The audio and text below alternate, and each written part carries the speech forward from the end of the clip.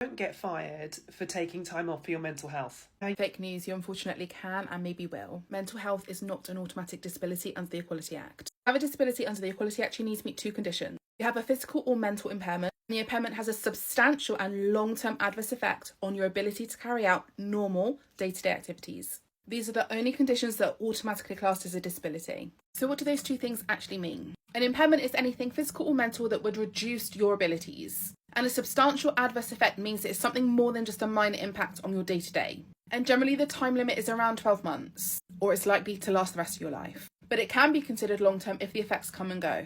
And normal day-to-day activities include things people do in their home or social life. So things like driving, filling in forms, following instructions, using a computer, preparing and eating food, those types of things. So you'll be able to see from that list that mental health can be considered a disability, but it is not automatic.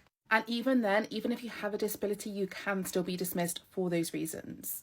But a dismissal should be a last resort. Your employer should be supporting you back into the workplace as the first instance. But they still may be able to dismiss you if you have a disability if they have considered all other options, if it's not possible for the employee to do their job, or the employee's inability to work has a significant impact on the business. And dismissals are usually a capability issue. And capability issues about whether you can do your job or not. And the employer must fully investigate and have a valid reason for dismissal.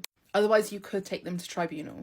However, your employer could still dismiss you for any of these reasons. So if you can't do your job and they've tried to remove all barriers with reasonable adjustments, there are no other suitable roles that you could do, there is no other way the work can be done, and the decision to dismiss is reasonable when all the other circumstances have been considered.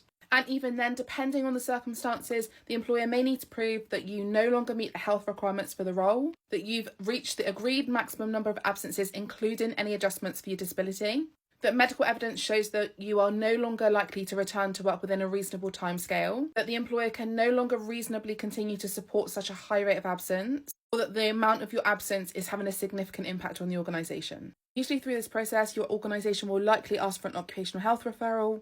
That will help both them and you decide what is reasonable and help them accommodate you back into work.